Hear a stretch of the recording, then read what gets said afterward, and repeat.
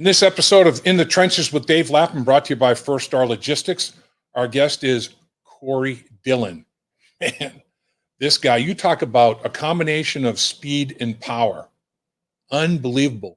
He ran so angry. I've never seen a running back finish runs with more devastation than Corey Dillon. Ask a lot of defensive players that played in that time frame. They'll tell you that Corey Dillon brought it and brought it 100%. Every single time he carried the football. We're going to find things out about Corey Dillon, his career, high school, junior college, the college level, and in the National Football League with the Bengals and Patriots, and also his admission about how he might have handled some things differently. He's grown up a little bit. You're going to see a side of Corey Dillon that you haven't seen. I think you're going to enjoy it.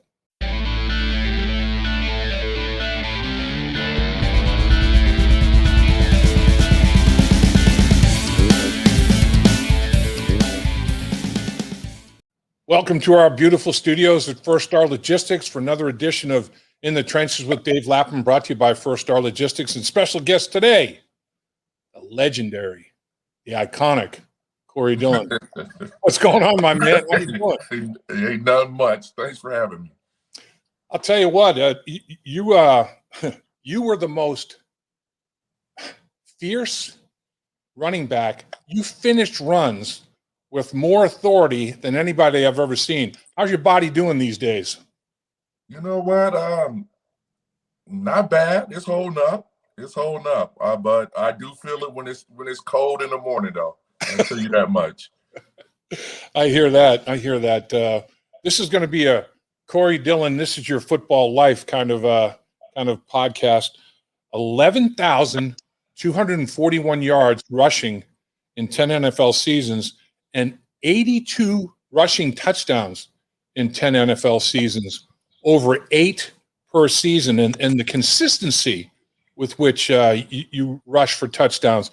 You had 5 different seasons where you rushed for 10 or more touchdowns. What was it about you when you smelled the goal line, man? Just being relentless. That was my job. Get the tough yards and, finish runs and to actually, put some points on the board. So I took pride in that. Your rushing yards of over 11,000, you're still in the top 20 in the National Football League. Do records like that, records that you set during the course of your illustrious career at all levels, high school, college, National Football League, are those important to you? Me personally, I really don't think about them that much. But I tell you what, like if somebody bring it up, then I have a flashback and be like, you know what, I did do that. That was pretty good. So, overall, something I don't think about daily. But when it's brought to my attention, you know what, I'll go back and reminisce a little bit.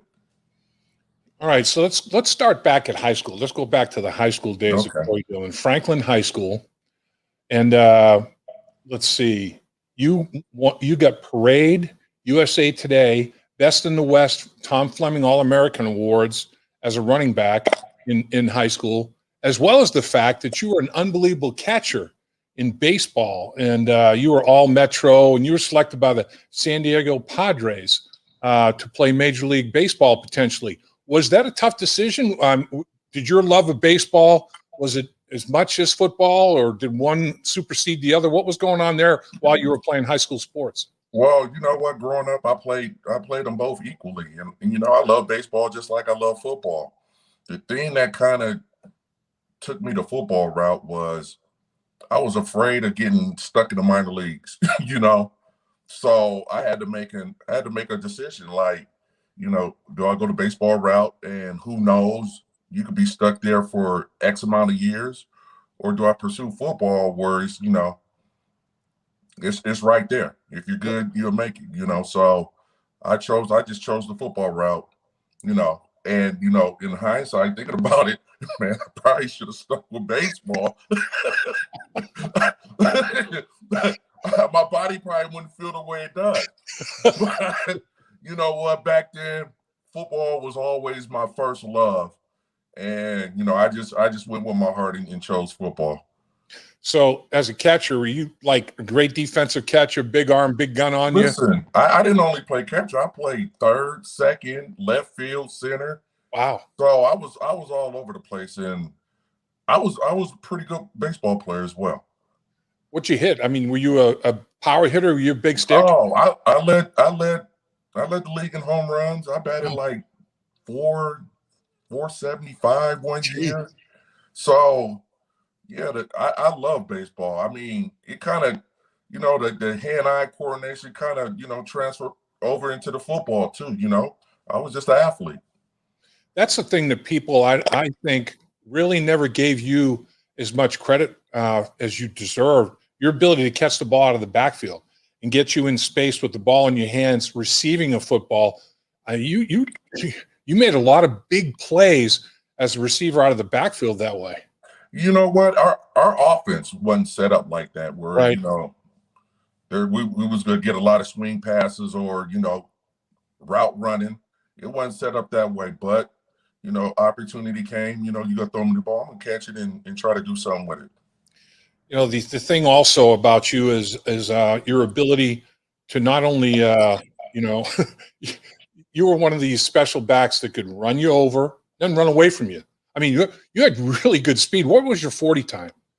I ran a 4.48. Unbelievable. At about what, 225? Yes, sir. That's unbelievable. That's a size speed ratio that's pretty darn strong. And in the course of 7 of your 10 seasons, you had a long run during the season of 50 yards or more in 7 of your 10, including a 96-yard touchdown run, an 80-yard run, a 71-yard run, 67-yard run. You'd bust big plays, like I said, run people over, then run away from them. That combination of speed and power was pretty rare. Well, yeah, and you know what? I just try to use what God gave me. I will set you up for a couple of quarters and run you over a little bit, loosen you up a little bit, and then later quarters, that allowed me to shake and bake and take one to the house occasionally.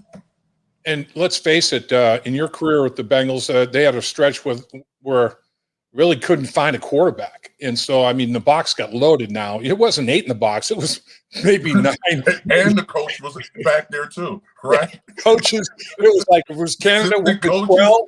Everybody. Everybody in the box. So, I mean, the numbers that you generated, it was one-dimensional, obviously. It was Corey Dillon. Here we are. See if you can stop Corey Dillon, because our passing attack, it's not really up to standard. I mean, that even in my mind puts a different reflection on the numbers that you generated. I mean, you did it against all odds, man. And I don't think I get enough credit for that. Right. Like most running backs in my era, they had the luxury of playing on a pretty good team, right? Pretty good offensive line. They were multi-dimensional on the offense, had good receivers, this and that. We had the same, but it was it was different. I was getting 9 and 8 man fronts every week. You know what I mean? And that's it's credit to the offensive line and myself that, we powered through some of that.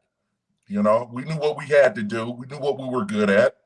And some weeks we went out there and got the job done. It was one of those situations where if you had, 20 carries in a game, 10 of them might have been, all right, well, they corralled you, you didn't get much of a gain or maybe even tackle for loss, whatever. But then you'd bust them for 30, 40, 28. I mean, when you gashed them big, because they're all up there crowding the line of scrimmage. And if you ran through somebody, made somebody miss, whatever, it was like sayonara time.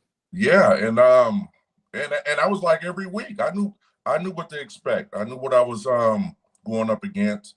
And my whole thing was, you know what, just stay patient and, keep your eyes open. And if you see a cutback or if the holes there explode through and something good happen, my whole thing was, my philosophy was, you know what, when I get the ball, I'm just trying to get 4 yards. Anything after 4 yards is a great play. So that's the only thing I was thinking on every time I touched the ball. And you know what, sometimes it just explode for 30, 40 or, or go for 60. Yeah. Yeah. I mean, Your college career. Let's start with your junior college career, Dixie State College. Okay. You have 1,899 yards, 20 touchdowns, and you average over 6.8 yards per rush attempt, carrying at 279 yards. I mean, that's dominating people. And you were junior college offensive back of the year by College Sports Magazine. So, you set a foundation there. Then you go to University of Washington in Seattle. And this one's crazy, Corey. Tell me about this game. All-time single-season record for rushing yards, 1,695 yards. Touchdowns, you had 24. This was in 1996. But in the first quarter against San Jose State in mid-November, you rushed for 222 yards in the first quarter. An 83-yard touchdown catch. So you set NCAA records for both rushing yards and all-purpose yards, 305 all-purpose yards in one quarter. What do you remember about that game? We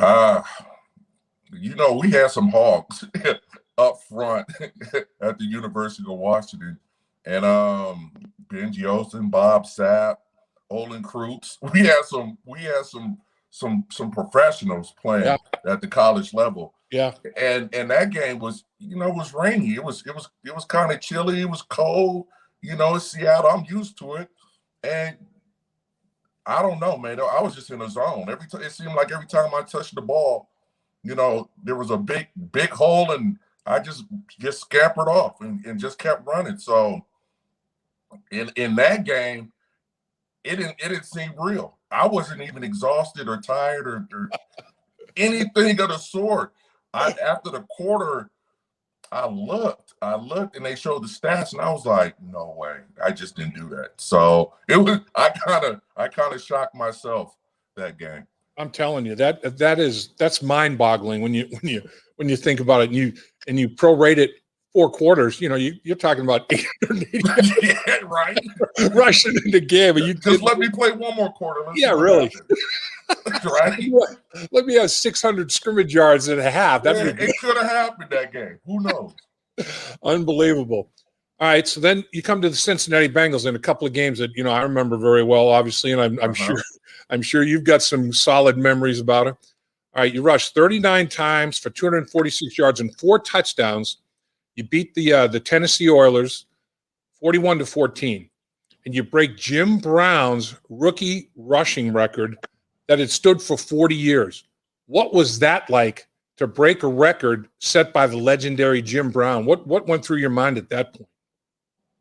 Honestly, hey, I was just trying to win the game. So I have never kept checking the scoreboard, see where I'm at yards wise. My whole focus was, doing whatever it took to, win the game and be productive. And on that night, you know what? I didn't even know. They actually pulled me out, and I was told on the sideline to go back in. Yep. Because you know what? A record, you're approaching some record. I was just like, oh, okay, let's see if we can get it. So a couple of plays later, we actually broke the record. And what's so funny about that is, Jim Brown is my all-time favorite running back ever. I tell people he's the godfather of all of us running backs. So everybody wanted to be like him. So in some fashion, and to actually go out there and break his record and be mentioned along with him was unbelievable, to be honest with you. Yeah, I mean, Jim Brown, I went to Syracuse, and of course he's the greatest athlete probably ever to come out of Syracuse. His best sport was lacrosse. I mean, yeah, he was unbelievable, All-American in lacrosse. But I mean, to average over 100 yards rushing per game for your career, Jim Brown averaged over 100 yards rushing. That's insane. That is nuts. I mean, absolutely nuts. But 39 rushes in that game. Your 4 rushing touchdowns is still a team record, and your 1,129 yards rushing as a rookie is still a team record. Are those kind of things? Does that mean something to you at this stage of your life? Yeah, it does, because you know what? It was hard. It was tough. It was tough sledding. And when I look back on it, I'm satisfied. Like, I know I went out there and left it all out there. So when I look back on things and, people bring up the records and my stats and, like I said, I left it all out there. I have no regrets. There's nothing I'm like, I should have done because, in my mind, I did it all. So I'm kind of satisfied with my career. And those are good memories for me, to be No doubt. honest with you. Yeah, I can understand that. I got another good memory for you. October 22nd of 2000. Oh, You wow. set an NFL record. Most yards rushing in a single game, 278 yards. You broke the record of 275 set by a guy named Walter Payton. So you're breaking Jim Brown's records, Walter Payton's records. This is it's like unbelievable. You averaged 12.64 yards per carry in that game. So you were busting them, man. I mean, that is nuts. That's if it's you crazy. think about it, that's insane itself. And what I would say to that is, I think I had one carry call back that I went for 30. Yeah. Yeah. It could have very well been like 300 yards, to be honest with you. So, and I think 6 or 8 was negative yards. So if you start putting it together, that's like 15 carries, 14, 15 carries for 278 yards. Unbelievable. I mean, right? Really is nuts, man. I remember before that game, down on the field, kind of trying to collect some last minute stories or whatever. And the defensive coordinator for the Denver Broncos was, kind of strutting around the field a little bit. And you came running by. And I remember Dick LeBeau saying, 2 guys that when I've been standing on the football field, when they've run by me, I can literally feel the earth move. The earth starts to shake a little bit. He said, Jimmy Brown. And that's when I was running up trying to tackle that beast. He said, and then Corey. Corey runs by me on the field during the week of practice. Like, man, it makes it just so powerful, man. He's digging turf, he's striding. He goes, these 2 guys are the most powerful people I've ever seen run a football. And that when you ran by that defensive coordinator, he turned around, looked at his player. All right, guys, let's go. Get ready, man. We got a big one today. He's like, oh, here we go. Corey Dillon's a man. Yeah, man. And, I mean, I think that was our first win of the year, to be honest with you. Right. And it was just one of those situations where offensive line was doing a hell of a job. We're just giving everybody opportunities on the ground to get something done. If I'm not mistaken, I think Peter Ward had a reverse field 70, 80-yard, touchdown run as well. So we were getting it done on the ground. And it's the crazy thing about it is they were stacking the box. We didn't pass the ball that well that game. Right. And we would still accomplish a win and a record in the same game. That's crazy. It is. I mean, Greg Robinson's the defensive coordinator's name for the Denver Broncos. And I remember the look on his face when you ran by him. He was like, oh, we got some trouble today. and I know the record's been broken, right, multiple times. But, I like the way we did it. I mean, that wasn't no scrub defense at all. I think there were like 1 or 2 against the run that year. And we put up like 400 plus rushing yards on them. It's crazy. That is amazing. And like you said, the record has been broken. Jamal Lewis went for 295, and then the great Adrian Peterson went for 296. But it wasn't on less than 20 carries. I can tell you that right now. Yeah, That's something about that. That averaging 12.64 yards per rush. Man. Yeah, I like the way I did it. I accept it. I like the way I broke the record. That was 22 carries. I don't think too many people could do it on 22 carries. Yeah, that's significant to say the least. So then you finish your career 7 years with the Bengals, 3 years with the Patriots. The first year you go to New England, 2004 season. You got a quarterback by the name of Tom Brady, so you're a little bit more balanced offense. I would say just a little bit. Yeah. And you set career highs and franchise records for the Patriots, and career highs for you: 1,635 yards rushing, averaged over 100 yards rushing a game, and 12 touchdowns. How about that season? Well, I was coming off and being hurt, to be honest with you. Yep. Last season with the Bengals, man, I tore my groin. I missed over 8 games.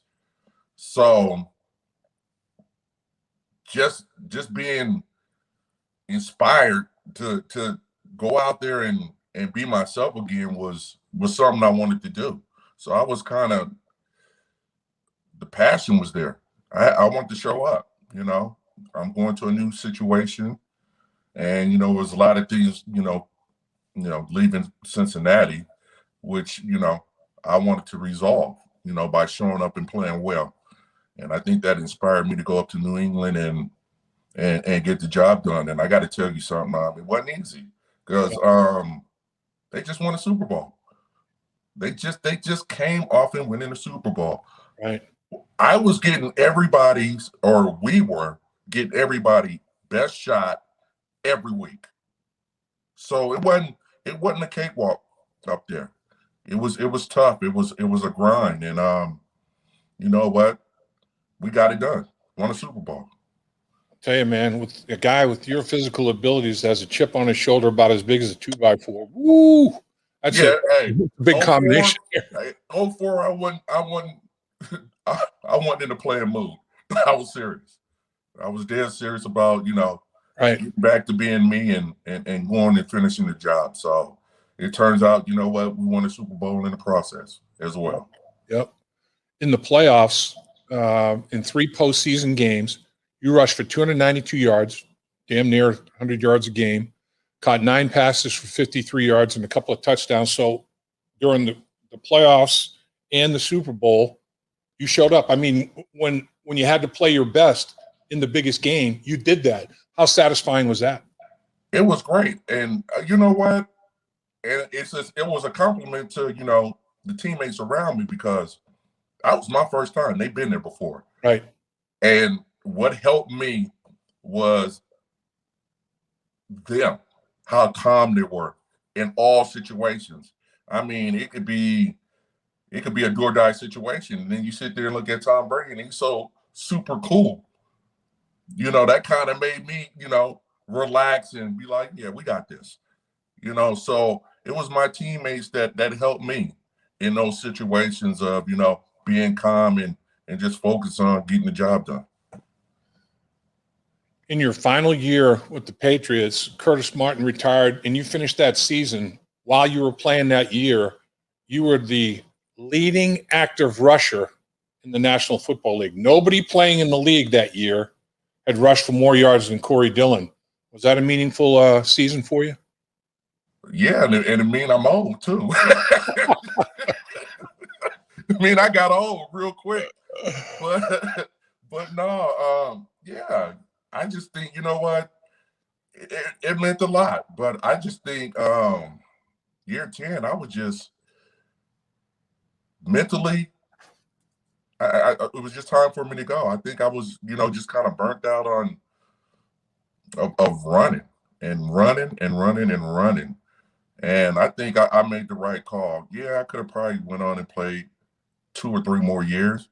Mm-hmm. But the way I play, I was going to ask for an injury. So no, I made my mind up and say, you know what, I'm going to call it quits while I'm ahead and healthy, and, decided to retire. And I know there was an injury in the running backs for the Patriots the year you decided to retire, and maybe a little bit of, might I be able to come back? And you stood firm. You said, no, I've decided I'm retiring. And how close did you come to coming back and playing that year? Not close at all. I was done. You were done. I was done. I you know what? The mental grind of it. And listen, I played in the era where it was 2 days. Okay. Yep. And that grind, my age, and just the just the 2 days of a training camp turned me off. I was like, I'm not doing that. I'm not going to do it. I'm not going to put my body through that. Right. So mentally, I was done with it, and I was fine. I was fine with that. I didn't get no itch a year later or even during the start of the season. Nah, I think I made the right choice and called it quits. So every level you played, junior college, you're running back of the year in all of junior college. At Washington, you're first team All-American in 96. You make the Pro Bowl 3 of your 7 years with the Bengals, 3 years in a row from 99 to 01. And then your first year with the Patriots that we talked about, Super Bowl year in 2004, make the Pro Bowl, 4 Pro Bowl seasons. And you're also a Super Bowl champion. Of all those things, what's the most meaningful? Super Bowl champion. Right. Because that's what I played the game for, to win a championship. That's been on my mind since I started playing when I was 6 years old. That's what you play for, to win a championship and to actually accomplish something you've been dreaming about since you was little, and you actually did it. Dream come true. And that's why I say I'm satisfied, because I actually accomplished what I set out to do. I remember when the Bengals took you at the second pick in the 1997 draft, 43rd pick overall. Jim Anderson, I caught up with Jim Anderson. He's like, man, we got something. Is where do you see this guy? And Jim Anderson obviously was a big fan of Corey Dillon and instrumental in your early years development. Yes. What's Jim Anderson mean to you? Man, one of the best coaches I ever been around. I mean, we talk to this day. Yeah. A good dude, man, a good mentor. So I know in the thick of it, we had our disagreements because you know what? Hey, things weren't going well. He's going to voice his opinion. I'm going to voice mine. Right. But it's all respect. I respect that guy. He's a good dude, good coach. Taught me a lot, and I appreciate him. To be honest with you, Yeah. he's a real good man. Like, and listen, and some people go off and go their separate ways, and Jim is still here, still being my coach, and we still talk, and we have meaningful conversations like we supposed to. So, that's my guy. That's my guy until I'm gone. He's a real good person. when you look back on it, like you said, some disagreements with Jim, different opinions, and from an organizational standpoint, you had some issues, obviously. Any regrets about anything, or do you feel like, hey, it's just the way it was meant to play out? Well, and it played out that way? I was young, first of all, so my mind ain't in mature like it is now. So when Right. you're young, you make mistakes. I would say I should have went about it a different way. Uh-huh. I wish I could, but then I think about, like, if I didn't go about that way, how would it turned out? Would I be able to go to New England or whatever? So, I got to take the good with the bad. And in that case, it just turned out how it was supposed to. But looking back on it, yeah, there's a lot of things I could have did differently. You know what I mean? And wish I did. Wish, I could have accomplished my dreams there instead of, having to venture off and do it somewhere else. So there's a lot of things. I mean, there's no right and wrong in this. We all make mistakes, but we grow. We learn from them and we move on. And I'm at a stage right now. I look back at it and be like, boy, that was crazy. What are you doing? Right? Like, I hear you. what was you thinking back then? I can laugh about it now because you know what? I grew up. But yeah, there's a lot of things I wish I could have did different. So you're a father of 3 daughters. Yes. All of them athletes? I know you got a couple of them pretty darn good athletes, don't you? Well, my oldest just graduated from USC. Yeah. She was on a road team, played volleyball, et cetera, et cetera. My middle child, she's a cheerleader at Sierra Canyon. My youngest, Devin, is a volleyball player as well, and she's on the travel team. She also attends Sierra Canyon school. So, yeah, they all athletic. And the thing about it is, I love because they're super smart. I don't care about them being athletic. I care about them being book smart, and they are. And I'm more impressed with that than their athletic ability. That's great. What are you doing with yourself? Everybody in here in Cincinnati and around the country would like to know what Corey Dillon's up to on top of being a father of some female athletes at the collegiate level. What else is up? My thing is staying off the grid. So we're lucky. We're privileged to have you, man. It is an honor to have Corey Dillon. Corey Dillon sight, and I'm telling you, man. I listen. I just like living a normal life. There's nothing too special about what I'm doing. I'm doing father stuff and just being me. I just like my peace and quiet. And you know what? I try to get better as a person each day. That's all I'm doing. Do you follow the Patriots and the Bengals, the two teams that you played for? Do you continue to follow them? What's your opinion of Joe Mixon, the current running back with the Bengals? He's nice. I like him. I had an opportunity to talk to him and meet him, and I wish him well. He has all the tools of being a great running back. And with the addition with the new receiver coming in, their offense looks strong. So I'm expecting him to have a breakout year.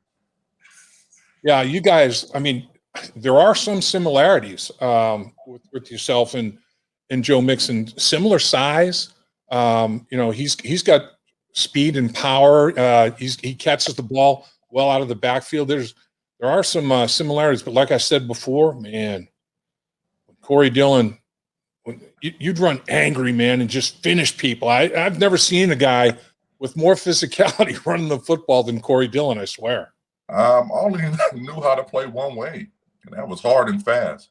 In my mind, playing slow and you only gonna catch your injury. So I was always full go every time, trying to finish the run, fight for the extra yard, and that was just something I grew up with, playing with my brothers, man. We played rough football, and they taught me the game, and it just translated, it worked out well in the NFL. But we played on concrete, So, I mean, imagine. I said I'm protected. I got pads on. You kidding me? Let's go for it. So, yeah, I appreciate them, man. They taught me the game, and you know what? 10 years in the NFL, it wasn't bad. Wasn't bad at all. Football on concrete, man. That'll imagine that. That'll get you right. So, a couple of other names that you're in part of as a team with the New England Patriots. Tom Brady is going to play till he's 50. I mean, this dude's crazy, man. What? Man, I came to the conclusion too he's nuts because I don't know. I don't know what he's doing. I mean, dude, you're the greatest of all time. No question. The greatest of all time. What are you doing? But that's what I respect about him, man. He's an ultimate competitor. And I tell you what, man, I've been around it. When that guy get to yelling, "Let's go," it's time. It's showtime. And he still got that energy. So who knows? Who knows? He might try to press it to 50. It's unbelievable. And finally, Bill Belichick. What any Bill Belichick story that would interest everybody with respect to when you were with the Patriots? Man, people don't know how funny he is, man. He is real funny. I know he might come on for the media and give off a different energy, but inside in the meeting rooms, oh, he's hilarious for real. He had me laughing all the time, and the thing I respect about him, he's up front. He's cutthroat. He's gonna let you know exactly where you are, where you stand, and he's not gonna blow smoke at you. He's direct, which I respect a lot. And the funniest thing, his famous quotes, "Do your job," and all this other stuff. The thing I remember the most is the Super Bowl meeting. And I'm going to say something, and you guys forgive me. And I remember this to this day. He said, "You know what? Don't be the one to fuck this up." Oh. And I remember it like it was yesterday, man. And that always stuck with me. I was just like, wow, don't be the guy to mess this thing up.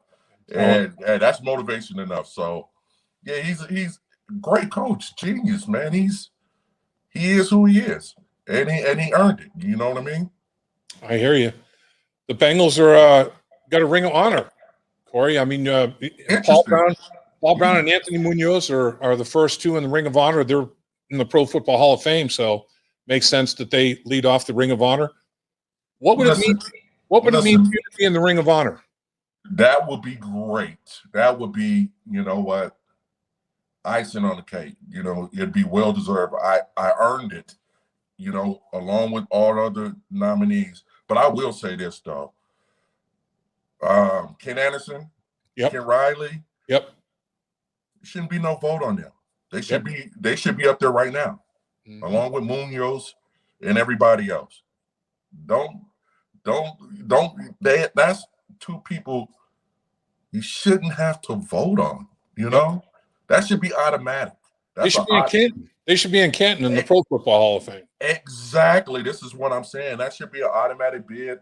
Yep. And you know, I don't understand the voting process. I guess it was, you know, season ticket holders is voting and whatever. Sometimes you just gotta cut the crap and just be like, this is what it is.